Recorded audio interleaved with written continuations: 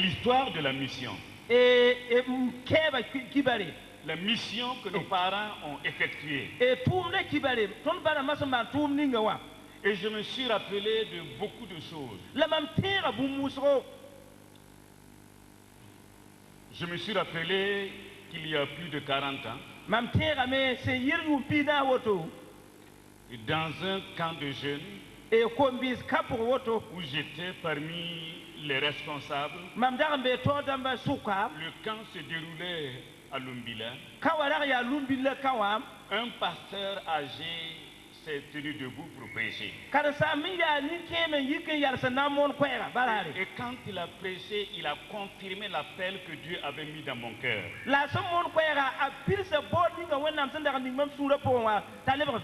C'était en 1963.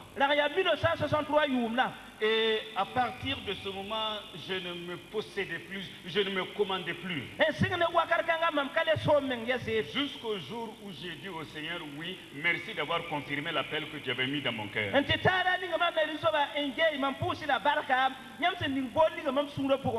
Et 7 ans après, je me retrouvais dans une école biblique. Et à l'école biblique, quand c'est fini, je suis revenu. Et je voulais faire ce ministère. Le Seigneur a dit non, tu ne feras pas ce ministère. Puis j'ai changé un autre ministère. Le Seigneur a dit non, tu ne le feras pas. Et puis, en fin de compte, je ne savais plus ce qu'il fallait faire. Et le Seigneur m'a dit simplement, je veux que tu initie la mission ici en Haute-Volta. On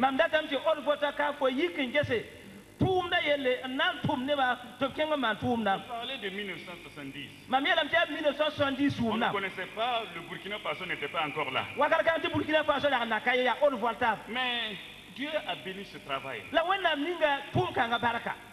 Dieu a pris 2 ans pour me modeler, pour m'obliger à être dans sa volonté.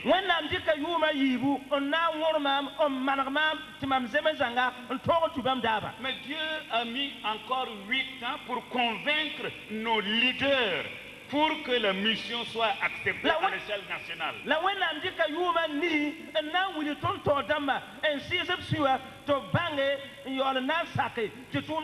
Jusqu'à ce que le Longo reconnaisse la Vimab. Il n'y avait que 3 églises à l'époque. 3 églises locales. Avec un budget maigre. Mais Dieu a béni ce travail. Et en 85, en décembre 85, la reconnaissance était officielle. Et puis, à cette reconnaissance, il y avait 12 églises. Puis 25.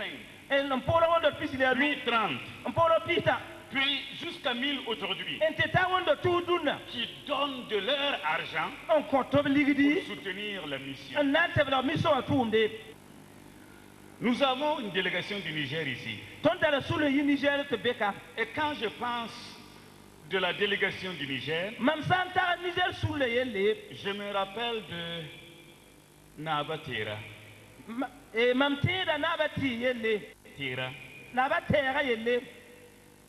C'était un fils de Kaya, de Tirtenga, et il allait à pied, à cheval au Niger. Dans les années 35. Il fallait 6 mois pour arriver à Tera. 6 mois pour rester à Tera. Et puis revenir encore 6 mois. C'était son premier voyage missionnaire. Il a fait la navette jusqu'à ce que ses forces l'ont quitté. Et le Seigneur l'a rappelé en 62. Mais il n'a pas réussi à voir sa vision se concrétiser. Mais il a semé la graine de la mission. Et puis, des années après, et quand il faisait sa navette, il priait dans un coin à Kiritenga. Et ses frères le voyaient faire. Il priait avant de partir. Et quand il revenait, il priait, disait merci au Seigneur. Et puis un jour, la région de Kaya voulait ouvrir une église dans ce quartier. Mais il n'y avait pas de place. Et pour eux, c'était un terrain, c'est difficile. Mais quand on a loti le quartier, il y avait une réserve qui englobait la place où ce pasteur priait pour aller et prier à son retour. Les gens ont demandé ce terrain pour leur propre utilisation. Mais les frères de cet homme, qui ne sont même pas membres des assemblées de Dieu, on dit que ce n'est pas possible. Ce terrain appartient à notre oncle. Il a prié ici et il prie ici. Ce terrain doit revenir aux assemblées de Dieu. Et quand la nouvelle est venue aux oreilles des responsables ici, ils sont allés et on leur a donné le terrain. Aujourd'hui, il y a une église. L'homme de Dieu est mort sans avoir vu le produit de son travail. C'est sûr que le Seigneur lui a dit, regarde, est-ce que tu reconnais là où tu priais? C'est devenu une église. Il a certainement dit Amen. Il a certainement chanté et dansé. Parce qu'il fait toujours heureux de voir son désir s'accomplir. Je vais lire un verset. Et ce verset se trouve dans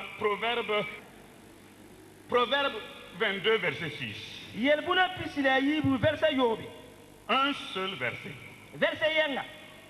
Instruis l'enfant selon la voie qu'il doit suivre. Et quand il sera vieux, il ne s'en détournera pas. Seigneur, nous venons de lire ta parole. Nous voulons que tu nous aides à la comprendre. Afin que personne ne quitte cette salle sans avoir été nourri et interpellé. Seigneur, oriente nos vies encore si tu le veux à accomplir ta volonté. Quand on parle de l'orientation, il faut voir au loin. Nous vivons dans des nations. Et les nations, pour se développer, ont besoin de planifier. Ils doivent voir ce qu'ils veulent avoir dans 10, 20, 30, 40 ans. S'ils veulent que le pays soit efficace, ils doivent tout couvrir, tous les aspects nécessaires à la vie de leur nation. Voilà pourquoi la notion d'orientation a été incorporée dans l'éducation des nations. Dès la maternelle, puis passant par l'école primaire, le secondaire, les collèges et lycées, et même dans les grandes universités. Et même il y a des gens qui se consacrent à faire des recherches. J'ai vu un savant, il n'avait plus de cheveux sur sa tête, mais il cherchait toujours. Il cherchait toujours. Pas pour lui-même, mais pour ses petits-enfants. Pour que la vie soit meilleure après lui. Voilà pourquoi. Alors, ils orientaient. L'Église doit s'inspirer de cet exemple. L'Église doit s'inspirer. Si nous voulons être fidèles fidèles à la commission de Jésus, si nous voulons remplir la mission que Christ a donnée à son Église, alors nous devons prendre cela en compte. Instruire l'enfant